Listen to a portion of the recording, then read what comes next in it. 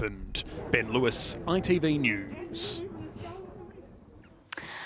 Next, 30 years ago, Paul Hardcastle released a single that became one of the unexpected hits of the 80s. Paul wrote 19 in response to the Vietnam War, highlighting the fact that 19 was the average age of American soldiers who were sent there. 3 decades on, and he's rewritten the track because of personal and general concerns about soldiers in conflict the world over. Before we meet him, let's hear the old track and the new version. In Vietnam, he was 19. In Vietnam, he was 19. In Vietnam, he was 19. Post-traumatic stress disorder. The kid was only 19.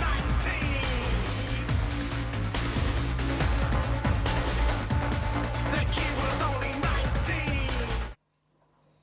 And Paul joins me now. Let's start with the personal then. And your son's best friend died as a soldier. He was fighting in Afghanistan. Yeah, his name was George Sparks. Yeah, he died, and I think what happened with him, he sort of got sort of forgotten a bit really by people. That's what his family thought, and it was just such a shame that, you know, he was the same age as my son, and my son wasn't even born when I made that record, and then to have someone that's sort of close to my son die was quite a tragic thing, really. Yeah, I mean, obviously for George Sparks' family it would have been devastating, hideous, absolutely, but for totally your boy devastating as well, to go through losing a friend, a best friend as a teenager. Totally, but I think the fact is his family are the more, you know, obviously were the more important people, so, you know, it's nice to keep his name alive, George. That's the good thing that we're doing here. And in terms of, you know, the conflict in Vietnam, more recent conflicts with Afghanistan, you're very concerned, you know, this single that you've rewritten and re-releasing, you're doing that for the charity Combat Stress, because you're concerned. No, it's actually called Talking to Minds, and basically what they do, they actually sort of look after people that have got PTSD.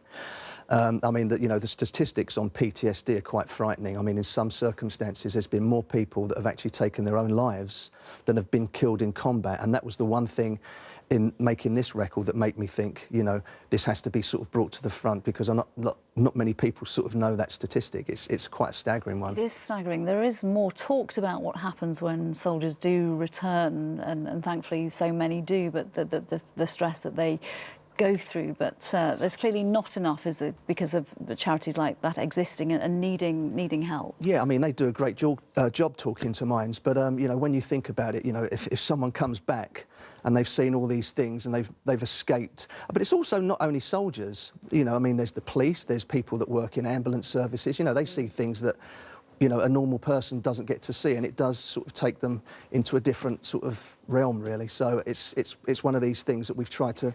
I mean, we could have just left it alone, because it was a big hit. It's been all, you know, around the world, but we just thought, right, it's 30 years since it was first #1. What can we do with it this year?